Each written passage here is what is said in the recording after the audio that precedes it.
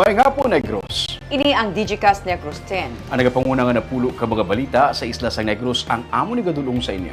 Updin ninyo kami via Facebook, YouTube, kag sa KK Channel 11. Kagubalian mo kami live sa FM station nga 91.1 FMR Bacolod. Kagyari na ang top 10 nga mga balita sa Negros subong adlaw.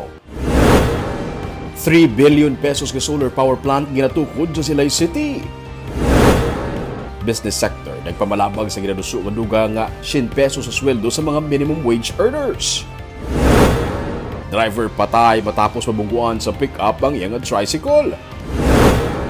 Napulo ka mga balay nasunog sa Victoria City. Kag sa good vibes, dalan nga ginakabayo sadto subong sementado na. Inatanan sa Digicast Negros X. Sa number 10,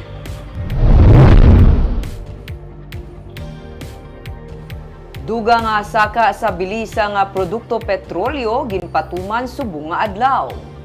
Matapos ang gamay nga rollback sa bilisang produkto petrolyo sa nagligid nga semana, base sa announcement sa mga oil companies, may dugang naman nga 1 peso and 60 centavos sa presyo sang kada litro sang gasolina, 1.10 naman sa kada litro sang diesel, kag piso kag 5 sentimo sa kada litro sa kerosene. Ini ay kaanom na nga saka sa bilisang produkto petrolyo sini nga tuig kag makaduha ka beses nga nag-roll back. Ang tensyon sa Lebanese sa border sang Israel ang isa sa mga ginatudlo nga rason sang pagsaka sa bilisang petroleum products sa world market.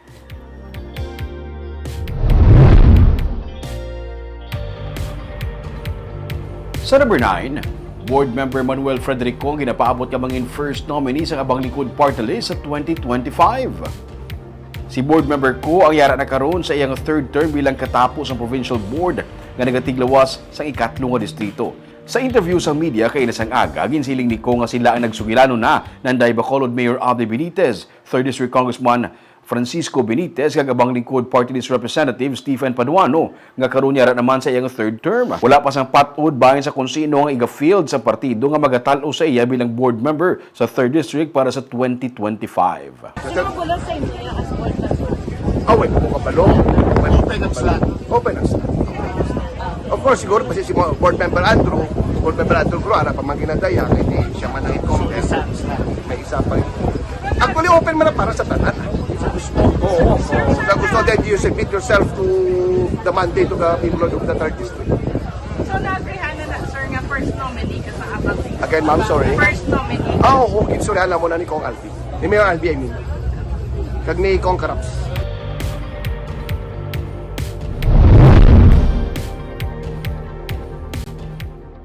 Sa number 8, mga tenants sa mall, labi ng yadtong mga ginapatihan nagapanghimo sa nga peke nga public documents ang ginapausisa sa City Legal Office. Nagapadayon tubtub karon ang mapping operations ng Integrated Task Force ng City Legal Office sa mga malls, agud mapasiguro nga may business permit pati ang ilang mga tenants. Suno kay City Legal Officer Attorney Romeo Carlos Ting Jr., kabahin sa ila ginapa-verify sa Business Permits and Licensing Office ang records sa mga tenants sa mall sa corners ng Araneta kag Luzuriaga kag sa Dalan Gatuslao, kundiin may mga printing services nga ginatudlo nagaobra sa peke nga permits, IDs kag iban pa nga public documents. Ang task force sa mag-issue sang notice of violation sa mga negosyo nga malawig na nga naga-operate pero tubtub karon on process gihapon ang business permit application. Nagligad lang man nga tuig sa naka-issue sang notice of closure ang CLO sa masobra 140 ka mga commercial establishment nga wala sang permit. Sige kami mapping kung amo na i-follow up na ni tubla na gambal nila na on process. Kaya ginapa-verify ko sa bukod on process. Kung nag-process gid sila kung wala. Subong amo man ang namon mga dagko na malls na ang ila tenants kung nagagawad magit sang business permit. Sa number 7,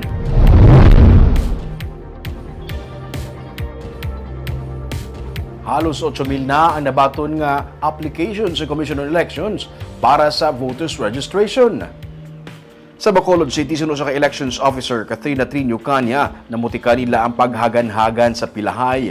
302 ang na-record nga mga transactions ang Comelec Bacolod sa unang nga adlaw sa registration. Kahapon, hindi nakasubong kalaba sang pila. Suno kay Attorney Trinio Kanya, ang mga sulusobra 200 ang nagapila. Parayon ang kumpanya sa Comelec para sa voters registration. Nakaplastar naman ang mga satellite registration sa Comelec Bacolod. Gani mahimo man sunod sa kay Trinio Kanya nga ang iban imbis magpila, magulat na lang sa schedule sa satellite registration. Samtang sa Biyernes na Pebrero 23 ang registration fair sang Comelec. Ginahaylo sa Comelec ang mga nagapuyo sa gwa sa Bacolod pero diri na nag-eskwela o kung nagatrabaho nga kuwaon ang higayon nga makaparehistro sa among adlaw. Bangod mismo ang election officers sa nagkanilain nga mga banwa kang syudad ang magaplastar sa SM para sa voters registration. Ang rap yan naton, yung Bacolod City na iyang nag-handle sa rap naton. Kaya the rest yung mga Comelec officers na Negros Occidental wala. So kita lang yung ang rap. Ang kinalain lang sina iya kay kung rap kaya ang ano sa records bala no, ang habuyanay sang records ang panadalanay sina lain niya kung ara aya sa 23 kag ara ang mga Comelec officers diretsyo na ya sa ilang system ya masulod ang data sa naton nga aplikante sa registration naton. So that's why we encourage them to. Yes. Hindi na sila mag-avail sa RAP sa 23, diri sila sa registration fair.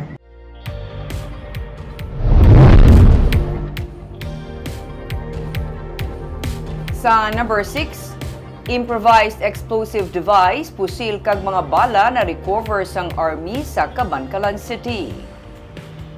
Na-recover sang 47th Infantry Battalion sang Philippine Army kag 604th Mobile Company sang Regional Mobile Force Battalion 6 ang caliber .357 Magnum Revolver, isa ka homemade 12-gauge shotgun, fragmentation grenade, improvised explosive devices, mga balas ang M16 assault rifle, medical supplies, kag mga dokumento nga nakalubong sa duta sa sitio Makilo, Barangay Kamansi sa Cabancalan City. Suno kay Lieutenant Colonel J.J. Javines, ang spokesperson sang 3ID sang Philippine Army, na tigayon nga ma-recover ang mga ginlubong nga mga armas matapos makabaton sang tip gikan sa pumuluyo. Suno kay Javines, masami ini nga nagakatabo ilabi na sa mga lugar nga nagaserbe bilang mobility corridor sang rebelde nga grupo. Nagapati si Javines nga ginlubong sa mga rebelde ang ilang mga armas sang na-corner sila sa mga soldado kag nagapakuno-kuno na lang ang mga sibilyan.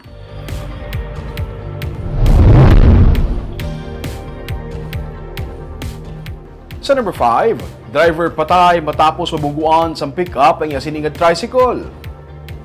Patay na sa mag-abot sa ospital ang driver sa tricycle nga si Joel Co matapos mabungguan sa isa ka pick-up sa corner sa Hernaez kag Circumferential Road, Barangay Takuling sa Bacolod City pasado alas 2 kainas ang kaagahon. Ginkilala naman ang driver sa pick-up nga si Oscar Corpuz.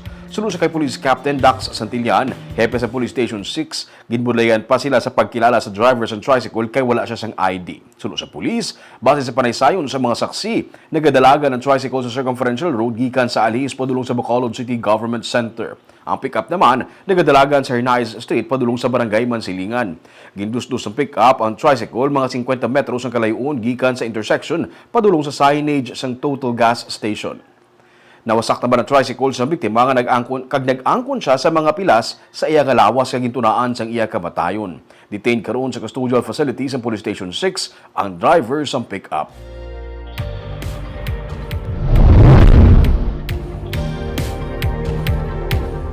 Sa number 4, napulo ka mga balay na sunog sa Victoria City. Naglambot sa 750,000 pesos ang balor sang kahalitan sang sunog sa Ditching Subdivision, Barangay 5, Victoria City kahapon sang hapon.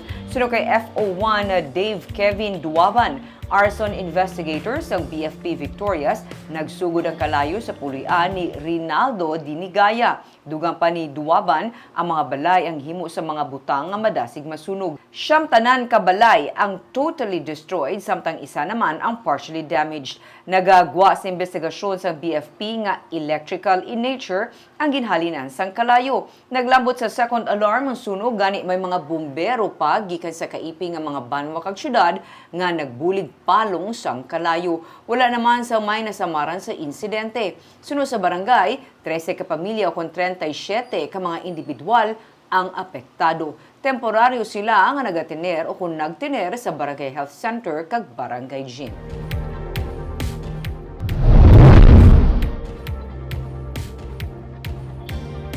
Sa number 3, mga commercial establishments nga nagagamit sang dalan kag sidewalk bilang reserved parking, ginapaandaman sang bitaw. Nasampulan na sa Bacolod Traffic Authority Office ang management sang isa ka anay hotel sa corner sa Magsaysay kag Lacson Street nga nagagamit sang sidewalk para parkingan sa mga motorsiklo sa mga empleyado sang isa ka BPO company. Nagdigad ka semana, sanggin pang to sa bitaw ang 31 ka mga motorsiklo kung saan kabahin sa mga nagawad sa motorsiklo ang mismo management sang anay hotel. Sunod sa kay bitaw Deputy Chief Jose Antonio Robelio, may salabton ang mga commercial establishments nga nagagamit ang sidewalk kag kilid sang dalan bilang reserved parking area sa ilang mga kliyente kag customers.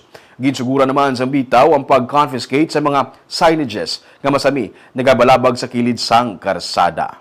Nga hindi gidya pwede ka-reserve ang isa ka establishment sang parking spot, especially on a public street.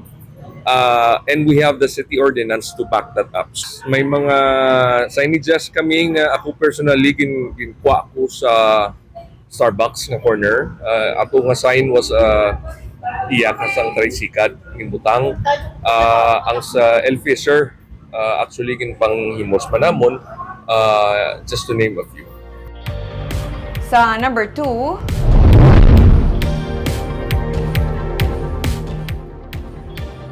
business sector ang nagapamalabag sa naaprubahan nga hagna nga 100 peso wage increase. Ginaabi-abi sang pamunuan sang Diocese of San Carlos kag sang katapos sang labor sector ang pagpasar sang Senado sang Senate Bill 2534 nga nagaduso sang duga nga 100 pesos nga saka sa sweldo sang minimum wage earners. Pero sa ginpirmahan nga pahayag sang katapos sang business sector sa pagpanguna sang Philippine Chamber of Commerce and Industry, ila ginapalabot ang pagpamalabag sa hagna sa pagpati nga may kapin sa 47 million pa ka mga empleyado sa bahin sang micro, small, and medium enterprise ang maapektuhan. Sa ginpalabot nga joint statement sa mga negosyante, ilaman ginihinyo sa Senado ang paghatag kalubaran sa economic inequality paagi sa pagpasar sa legislation nga magahatag atensyon sa problema sa manubo nga produksyon. Hindi maayo nga panghimanwa, excessive regulation kag ang nagalala nga kapigaduhon. Ang Senate Bill 2534 ang kinahanglan pa sang counterpart measures sa Kongreso. Hindi sakop sang wage increase ang mga katapos ng informal sector o kung ang mga yadtong nagapanginyawat kag nagaremedyo general kasubong sa mga tricycad kag tricycle driver, mga mananagat kag iban pa nga labing apektado sang inflation rate o kung ang padayon nga pagsaka sang bilis ang balaklon sa pihak sa naganubo nga supply. Hindi man sakop sang 100 peso wage increase ang mga employer nga hindi maglabot sa napulo ang mga trabahador. Kag sa numero 1 sa mga balita, subong adlaw.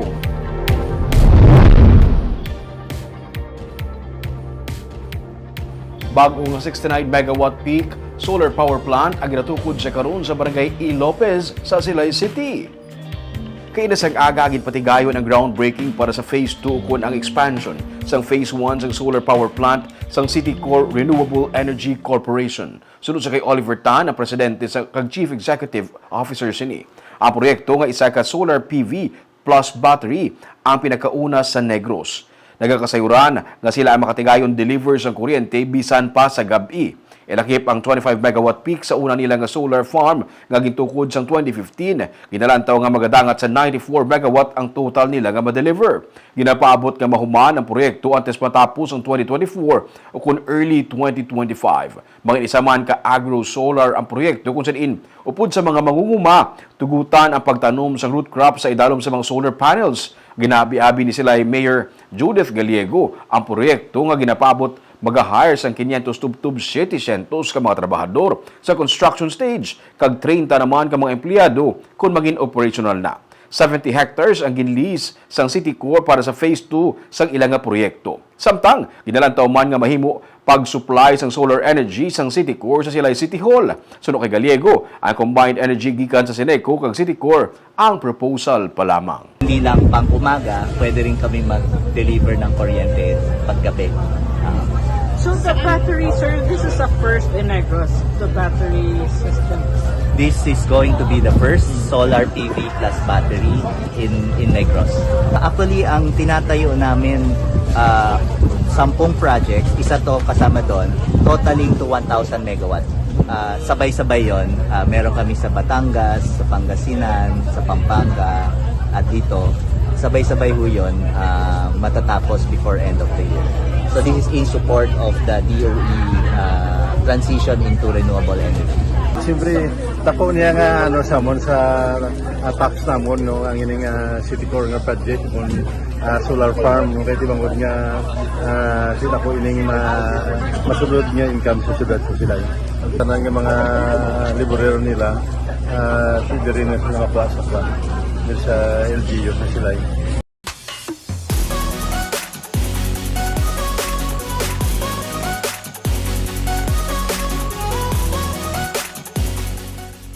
Sa Good Vibes, dalan sa Moises Padilla nga sadto ginakabayo lang bangod mabudlay agyan karon sementado na kag malabyan na sang salakyan. Aton ini kadtuan upod kay Romeo Subaldo.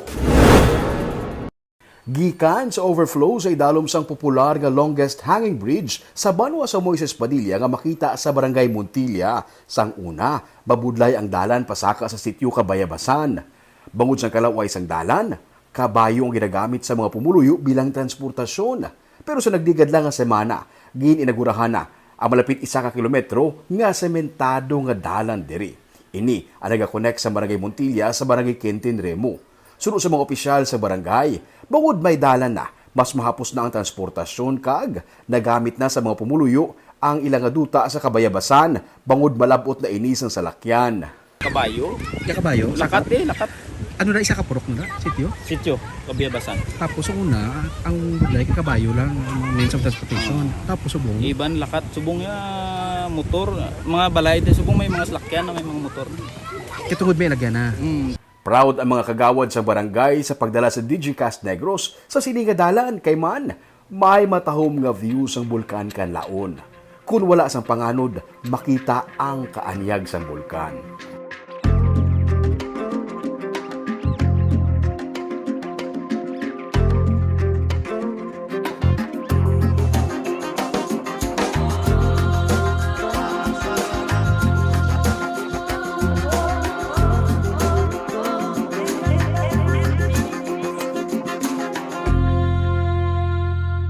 Sunod sa kay 5th District Congressman Dino Yulo, plano niya nga mapatsugpunan pagid ang ini nga farm to market road para mapahapos pagid ang pagsinalayo kag transportasyon sa mga produkto sa mga pumuluyo. Araw amo na dang sauling matapos naton ina siya kung direksyon mo na matapos sa Quintin Remo. No, isa man sang maligwin malayo no geographically isolated kag detached area sa aton diri no sa Quinto Distrito. So nagkadto kita diri kay turnover na ni naton. May view sang bulkan, may malaba nga hanging bridge, kag may suba. Pangabuhi sa uma, ang ginatanyag nga atmosphere sang lugar, galuyag i-promote sang barangay bilang tourist destination. Meron di ko na taga-tourism. Oo, ng province. Nagano sila balik? Bali nagtanaw sila liwat yung technical nila kung sa ano gid kanami ang amon. Sa Sabado, aton i-experience ang magkape, magsakay sa balsa kag mag-enjoy sa suba sa isa naman ka episode sang Tripping Diruming diri sa Barangay Montilla sa Moises Padilla.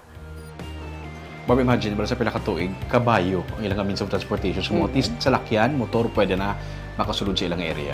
Kag syempre Ming, no, basta may alagyan, automatic man yan nga nagasulod ang syempre ang ano bala ang pagkabugana ang sulay. Pagtingad ang pagkabuhi sa tao. Pagtingad sa tanan. Kagabit ang mga balita sa Negros subong adlaw. Kay man sa panahon karon importante nga may ihibalo ka sa nagakatabo sa imo nga palibot. Kung dapat balansa kay eksakto mga impormasyon. Padayon kami nga magapangalagad sa Necrosanon. Ako si Barbara Mijares. Tugtub sa buwas ako naman si Romeo Subaldo, mayong hapon.